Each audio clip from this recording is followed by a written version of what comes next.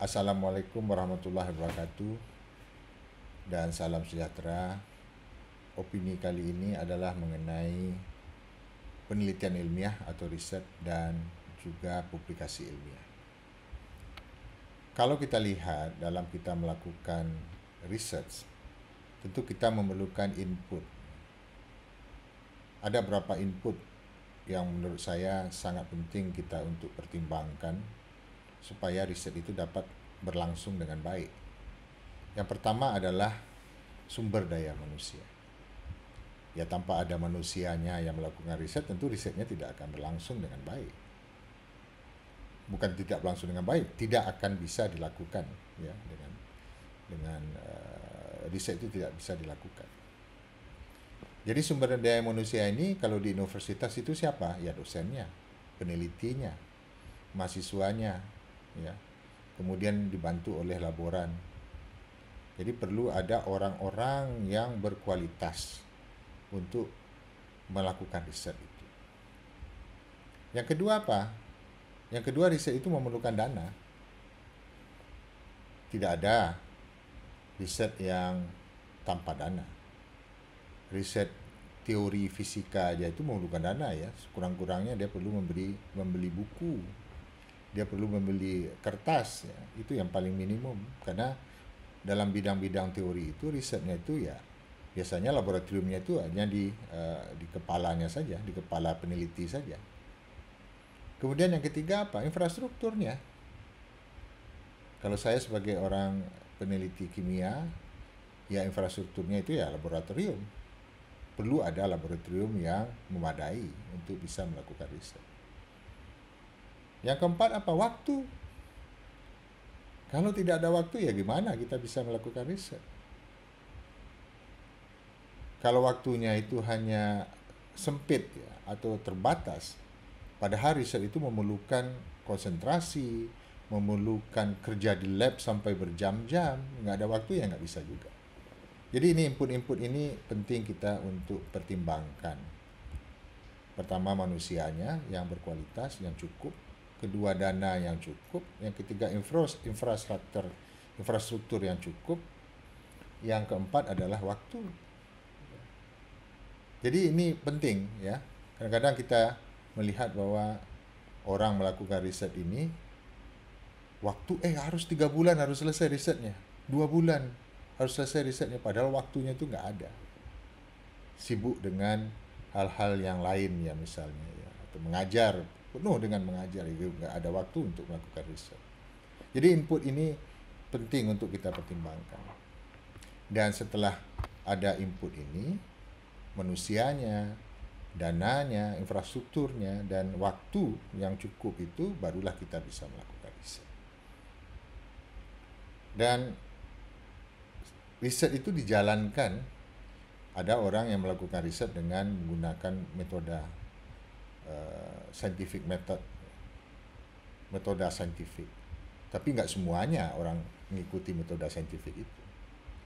Tapi kalau saya mengajarkan di dalam kuliah metodologi penelitian, ya saya mengatakan bahwa ini proses riset dengan menggunakan scientific method ini akan membantu kita dalam melakukan riset yang baik.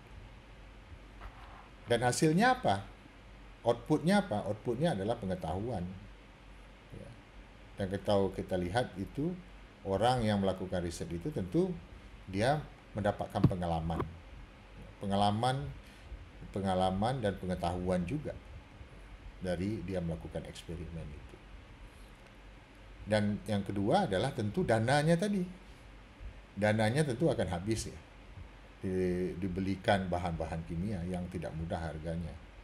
Dibelikan instrumen-instrumen kimia yang tidak murah harganya. Dan waktunya juga habis, ya kan, dalam melakukan riset itu.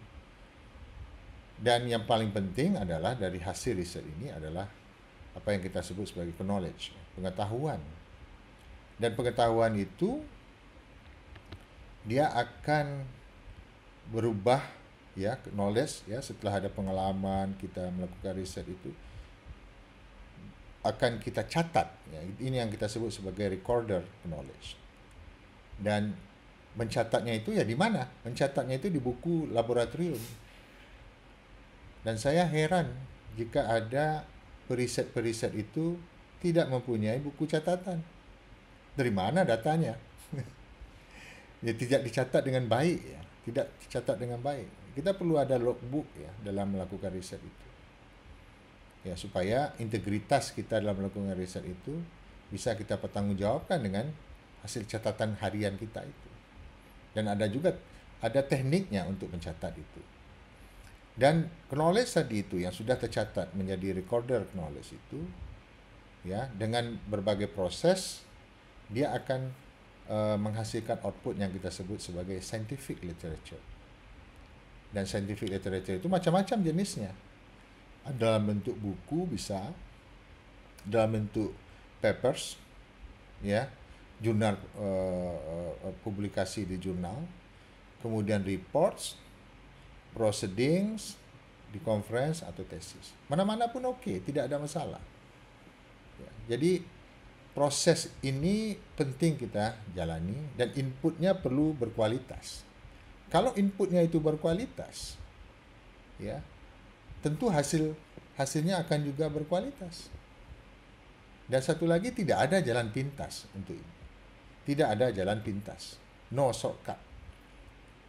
Makanya kalau kita lihat proses ini, ya tentulah memerlukan waktu yang menurut saya sangat sangat perlu disediakan waktu untuk bisa melakukan riset yang baik, dana yang cukup juga.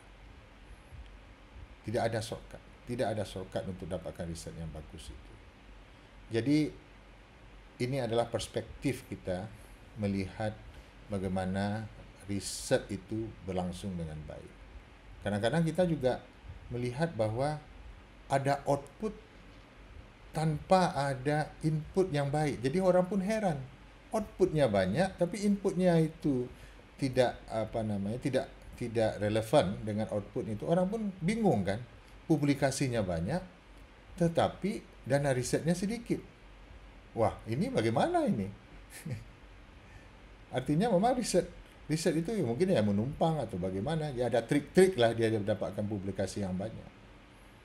Ini integrated system, ya, integrated proses ya, supaya kita melihat ini sebagai perspektif ya, perspektif bagaimana riset yang baik itu dapat berlangsung, ya, dapat menghasilkan sesuatu hasil-hasil yang berimpak. Jadi mungkin ini opini pada kali ini, dan kita berharap bahwa riset di Indonesia dapat berjalan dapat menghasilkan input, menghasilkan output yang baik dengan input yang baik juga. Terima kasih. Wassalamualaikum warahmatullahi wabarakatuh.